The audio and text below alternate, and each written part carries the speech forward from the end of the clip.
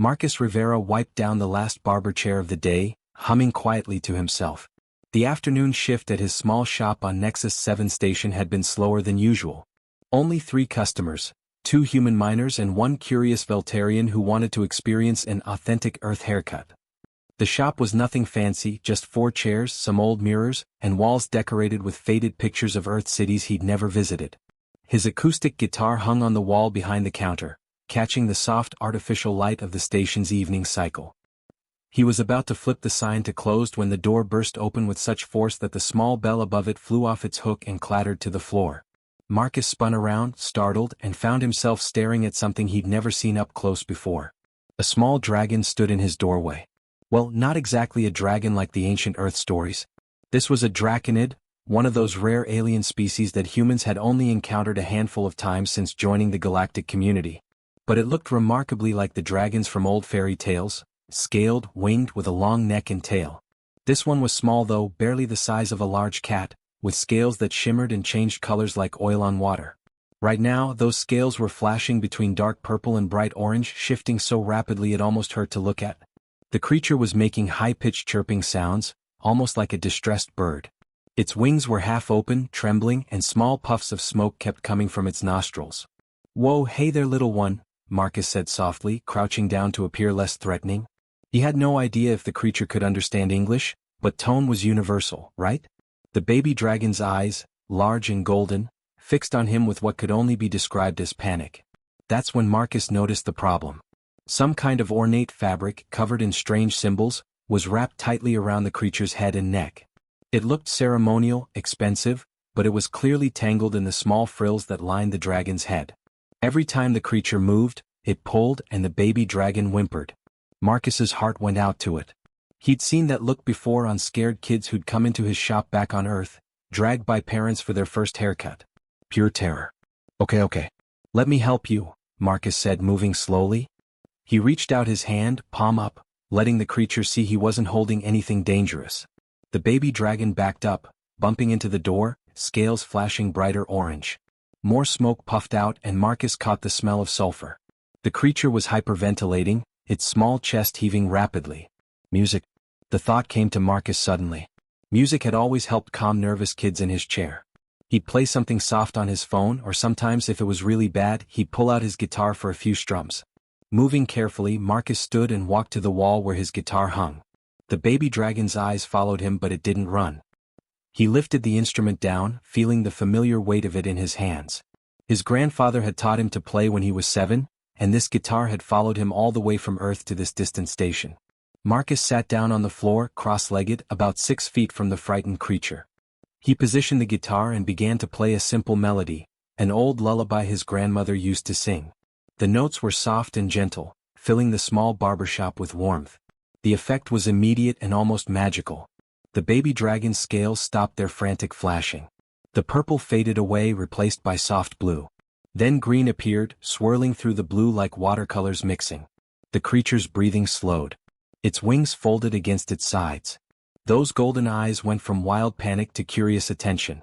Marcus kept playing, his fingers moving across the strings in the pattern he'd played 1,000 times before. The dragon took one tentative step forward. Then another. Its tail, which had been lashing nervously, now swayed slightly in time with the music. "That's it," Marcus whispered between notes. "You're okay. You're safe here." The baby dragon chirped again, but this time it was a softer sound, almost musical itself. It took another step closer, tilting its head as if trying to understand where these pleasant sounds were coming from. The scales had settled into a peaceful combination of blue and green, with occasional flickers of silver that caught the light beautifully. Marcus continued playing, watching as the small creature slowly relaxed. Whatever had happened to this little one, wherever it had come from, right now it just needed someone to be calm and kind. And that, at least, was something Marcus knew how to do. When the dragon finally settled down on its haunches, still watching him with those intelligent golden eyes, Marcus began to hum along with the melody. The baby dragon's eyes started to droop, and for the first time since it had crashed through his door, the creature looked truly peaceful. "All right, little guy," Marcus said softly, still playing. "Let's see about getting you untangled, yeah?" The baby dragon let Marcus approach after the third song. It took nearly 20 minutes of gentle playing before the creature trusted him enough to let him touch the tangled fabric around its head. Marcus worked slowly, his barber's fingers carefully loosening each knot while humming the melody. Whenever the dragon tensed up, showing flickers of nervous orange in its scales, Marcus would stop and strum a few more calming notes. Finally, the ceremonial cloth came free. Underneath, the small head frills were matted and twisted. Marcus had groomed plenty of unusual hair types in his years as a barber, but never actual dragon frills. Still, tangled was tangled and he knew how to fix that. Using his softest brush and working with extreme care, he gently smoothed out each delicate frill until they lay properly against the creature's head. The dragon made a sound like a cat's purr, its scales shifting to a warm golden color that Marcus guessed meant happiness. It looked up at him with those big eyes and chirped appreciatively. "You're welcome, buddy," Marcus said, smiling. "I'm going to call you Spark. That okay?" Spark chirped again and did a little hop that made Marcus laugh. The problem now was figuring out where Spark belonged. Marcus pulled out his data pad and sent a message to station security about a lost draconid juvenile. He tried to keep it simple and non-alarming, just saying he'd found a young one that seemed lost. Then he waited. Hours passed. The station's evening cycle turned to night cycle and still no response. Marcus couldn't just leave Spark alone, so he locked the shop door and settled in. He pulled out some old blankets from his supply closet and made a comfortable nest in the corner. Spark investigated it, circling 3 times before curling up like a cat. Marcus sat in his barber chair with his guitar and experimented with different songs. He discovered that fast, upbeat music made Spark's scales turn bright yellow and the little dragon would bounce around excitedly. Sad, slow songs brought out deep blue and purple, and Spark would rest its head on its paws looking melancholy. Classical pieces produced swirling patterns of multiple colors, like Spark couldn't decide how to feel about the complex melodies. Around midnight station time, Marcus's friend Yuki stopped by. She ran a noodle shop 3 stores down and often brought him dinner. She froze in the doorway staring at Spark. "Marcus, why is there a draconid baby in your barber shop?" she asked in Japanese accented English. "Long story. Found him tangled up and scared. Can't find his family yet." Yuki set down the noodle container slowly. "Do you know what draconids are? They're not like other aliens, Marcus. They're powerful. Important. Their babies don't just wander around lost." "Well, this one did," Marcus said, shrugging. "And he needed help, so I helped. What else was I supposed to do?" Spark waddled over to investigate the noodles, sniffing curiously. Marcus gently guided him away. "Don't know if dragons can eat earth food, buddy. Better not risk it." By morning, word had spread through the human section of Nexus 7. Several curious neighbors stopped by to see the baby dragon that had befriended the barber. Marcus had to limit visitors because too many people made Spark nervous, scales flashing orange again. But when it was just Marcus playing guitar, Spark was perfectly content. A Zentari customer, a species known for their vast knowledge, came in for his regular trim. He watched Spark for a long time, his 3 eyes blinking in sequence. "That is remarkable," he said in his clicking language translated through Marcus's earpiece. "Draconids are extremely emotional creatures. Their young are nearly impossible to calm when distressed.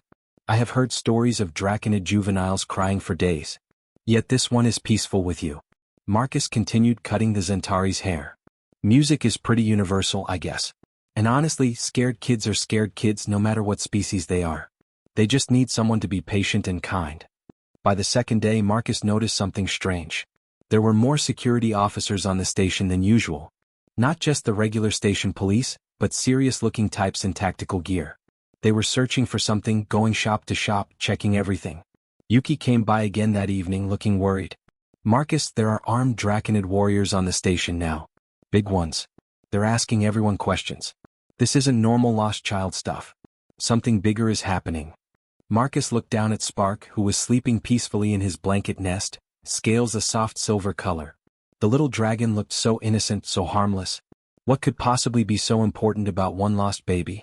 He picked up his guitar and played another song, watching Spark's scales shimmer in the light.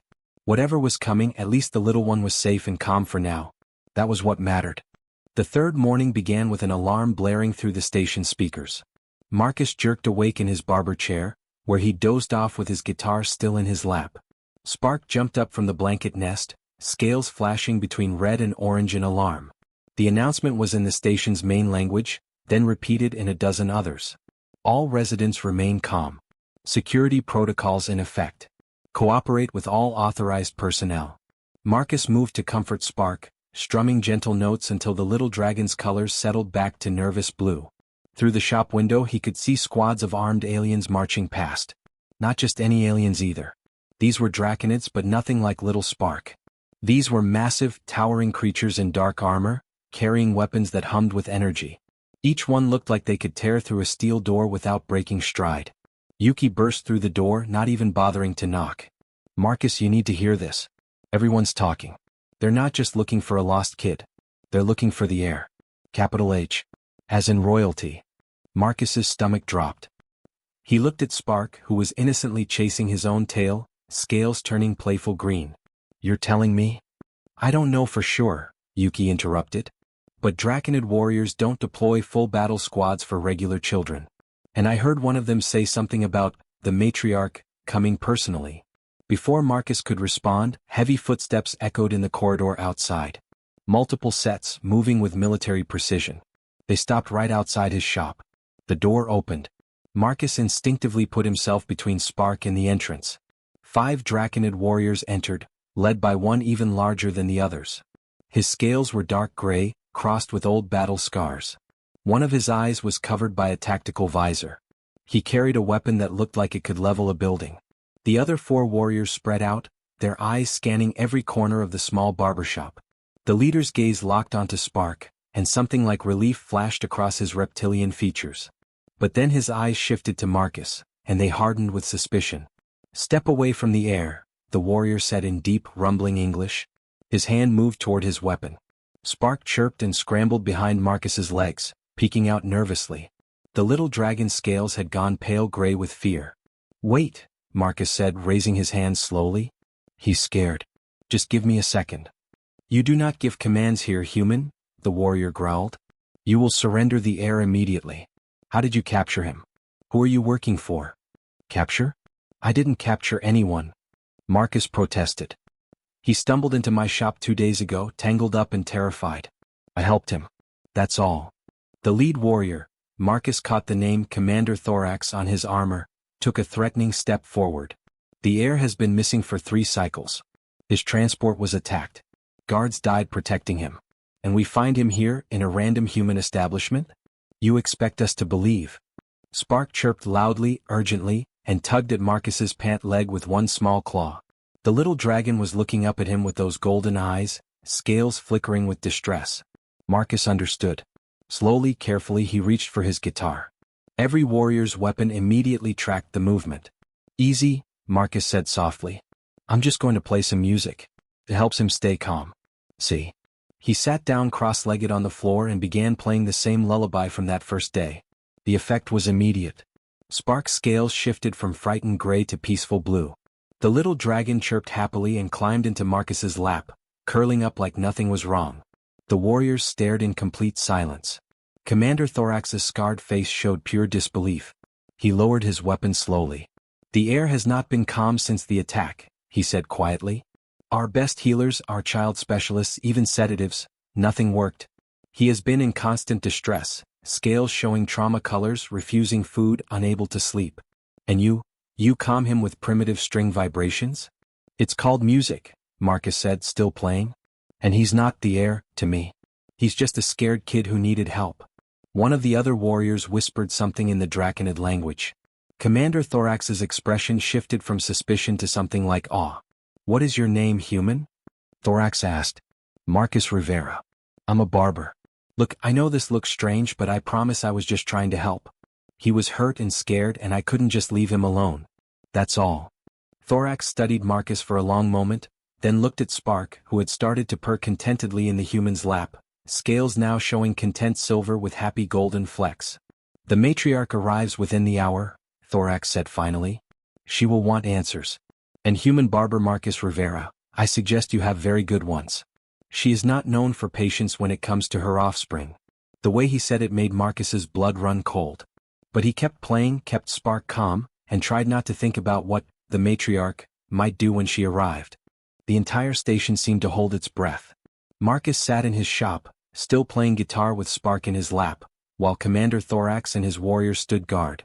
Through the window, Marcus watched as every ship in the docking bay moved aside, making room for something massive approaching. When the matriarch's flagship came into view, Marcus understood true fear. The vessel was enormous, black as space itself, bristling with weapons. It didn't just dock, it dominated the entire bay. Around it, dozens of smaller warships took defensive positions. This wasn't a rescue party. This was an invasion force barely held in check. Yuki had been forced to leave an hour ago when the warriors sealed off the entire section. Now Marcus was alone with Spark and these intimidating soldiers, watching through the window as the station's leadership rushed to the docking bay. He could see the station commander, a normally confident Zentari, practically trembling as he waited. Then she emerged. Matriarch Scaleborn was the largest living creature Marcus had ever seen. She had to be 20 feet tall, with scales like polished black glass that seemed to absorb light itself. Her wings, even folded, scraped the corridor ceiling. Her eyes glowed like molten gold, the same color as Spark's but filled with ancient intelligence and barely contained rage.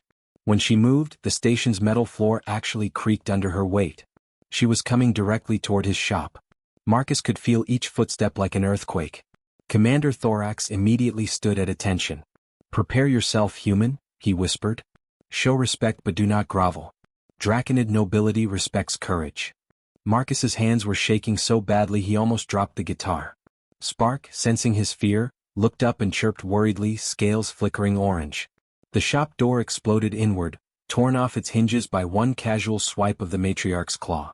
She had to bend down to fit through the doorway, and even then her horns scraped the ceiling. Her presence filled the entire shop, making the air feel thick and hot. Marcus could smell sulfur and smoke, could feel the heat radiating from her scales. Those burning gold eyes locked onto Marcus with an intensity that made him feel like he was being X-rayed down to his soul. When she spoke, her voice was thunder rumbling through his chest. "You are the human who detained my son." It wasn't a question. It was an accusation.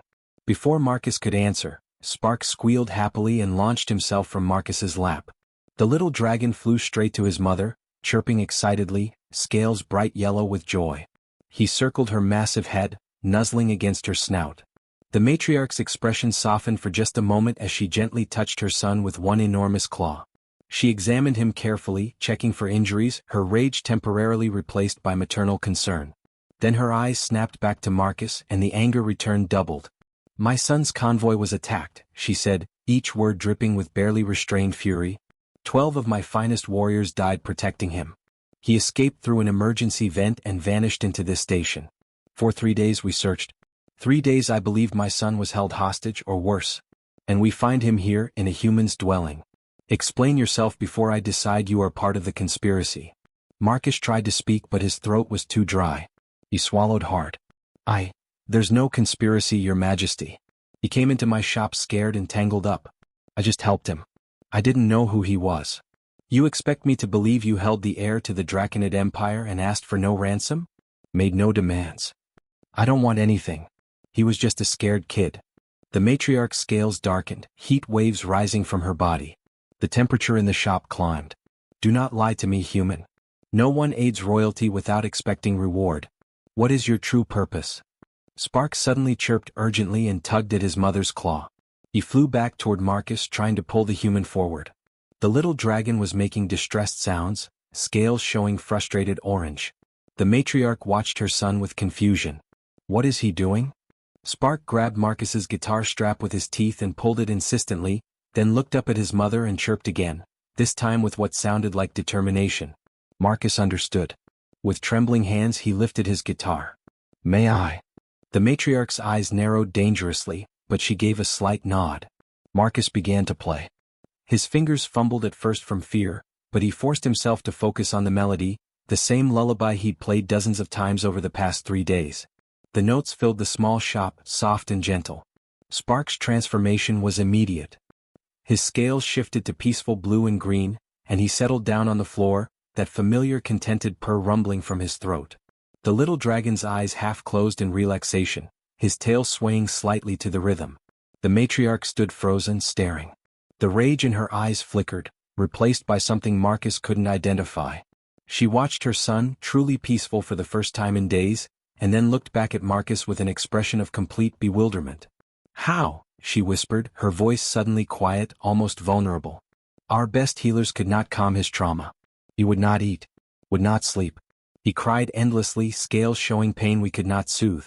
How does a human with a primitive instrument succeed where my entire empire failed? Marcus kept playing, finding courage in the music. I don't know about empires or healing, ma'am. I just know that when someone's scared, sometimes they need someone to sit with them and play a song. That's all I did. Just tried to help. The matriarch was silent for a long time, studying this ordinary human barber who had accomplished the impossible. Slowly, she lowered her massive head in a slight bow, a gesture that made Commander Thorax gasp in shock. Perhaps, she said softly, I have misjudged you, Marcus Rivera. The matriarch straightened to her full height, and the rage that had filled the shop was completely gone. In its place was something Marcus had not expected to see: respect.